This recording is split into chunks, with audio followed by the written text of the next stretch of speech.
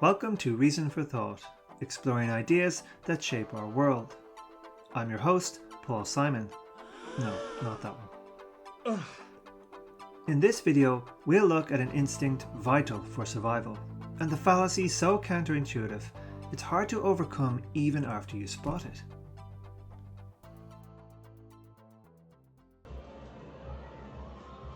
Welcome to my casino, 000. Please have a seat, get comfortable, because this next game of roulette will decide your fate decisively. My name is Tiddles, by the way, and the cat is called Jonathan. Now, each call you get wrong, a country goes. By goes, I of course mean it ceases to be. Poof, gone quicker than a really fast thing. Rest assured, this is not a false choice fallacy. That was the last episode, which you've no doubt listened to. Here, you really must choose either red or black each time. Let's begin with Italy, a truly bella country. Red or black? Red? Oh no, mamma mia, Italia is no more. Not so eternal after all. What about Sweden? Red or black? Oh, too bad. It's black again. Waterloo going to do, am I right? Absolutely tragic. Okay, Korea next. Both of them. Red or black, agent? Red again? Consistent. Oh, wow. Bye-bye, Korea. That's so disappointing. You are 0 from 3. Perhaps it's time to switch. Okay, Australia is next. An entire continent. You want to be careful before choosing. We have had 3 blacks in a row. Are you staying on red or switching to black? Oh, the tension. I can bear this no longer. Boom! Australia is gone. Good grief. I have to say, we didn't expect you to get 4 in a row wrong. The laser only has 1 shot left. Yes, you really are that bad at this. So, Canada is next. Red, or do you finally go black? Well, which one would you choose at this point, and why? Which do you think is more likely, red or black? Remember, there are absolutely no shenanigans at play here. So, does 4 reds in a row mean it is hot, or is black just overdue? If you chose red because it's clearly on a hot streak, then unfortunately you've committed the gambler's fallacy. But even if you switch to black thinking it's due, the gambler's fallacy still caught you. The truth is that both red and black have an equal chance of occurring every single time you spin the wheel. That is to say, roughly 50%, accounting for 0. Each spin is independent. The universe doesn't remember past results, and the wheel has no memory. We are pattern-seeking animals, which is often a good thing. However, it can also lead to errors in reasoning which are ripe for exploitations. Now, I'm not suggesting casinos and betting institutions are involved in any nefarious deed. They are, though, definitely very good at taking advantage of these tendencies. The thing is, this is not confined to gambling, despite the name of the fallacy. It occurs whenever we mistakenly think past patterns can predict future outcomes. In this light, we see that this fallacy occurs daily among virtually all of us. It is one of those fallacies that, even when you are aware of it and see it, can be surprisingly hard to resist. It is that powerfully ingrained. Let me demonstrate this with some examples. The first one is closely related to the roulette or 50-50 approach, and it can be quite mind-bending, but I assure you the logic holds. Let us consider multi-result operations like throwing a die.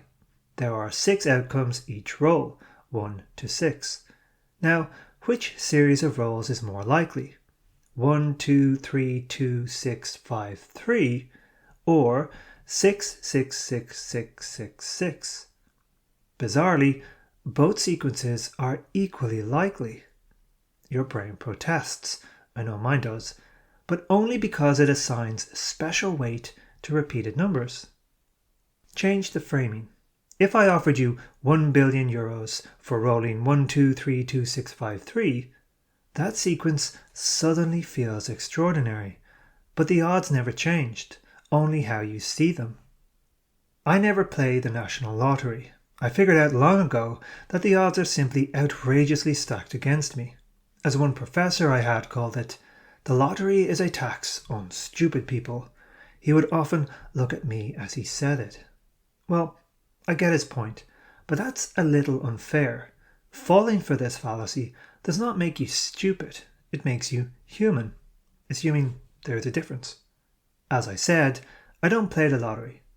Except, of course, when it hasn't been won in a long time. But we all do that, am I right? What's that you say? It hasn't been won in 2 months. Wow, it must be bursting at the seams. It's just gotta pop this next draw. Give me 20 lines. What am I talking about? Make that 30 lines, good sir, and throw in some champagne to really nail it in. This all feels right, proper, even sensible.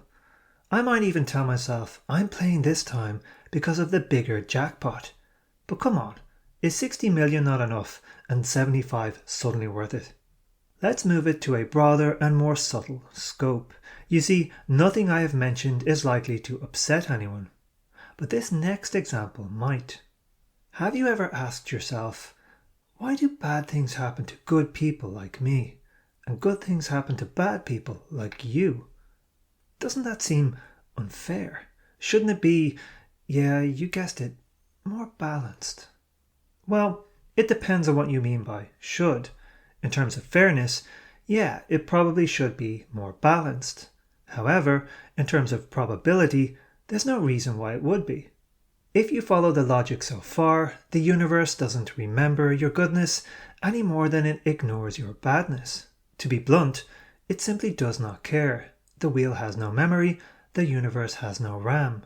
Each event is independent, remember? Karma epitomizes the gambler's fallacy beautifully. It also makes use of several other errors in reasoning, like confirmation bias and the moralistic fallacy. Now, I personally reject the idea of karma, but here is the bizarre thing. I still do good things for others, and a little bit of my lizard brain thinks, oh, I'm owed something for that one. And yes, if I'm brutally honest, that one time I did something arguably a little bad, I thought, well, I did give up my seat for that pregnant woman, so we're all good, right?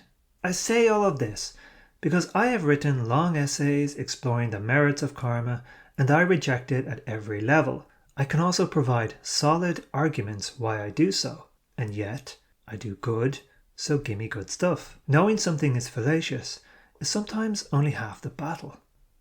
Of course, we must be careful not to ignore causality itself. Our pattern-seeking minds are extremely valuable for survival and navigating the world. 20 people have eaten those berries. Now all lie dead around me. That's a pattern. Better to get a few more to try them before testing it yourself. When clouds gather, it often rains. That's a pattern. And therein lies the power of the fallacy. Our brains don't automatically know which patterns matter, and they are constantly trying to discern them in order to keep us alive. So if and when you commit this fallacy, comfort yourself with the reassurance that you simply have great survival instincts. But also, you are wrong.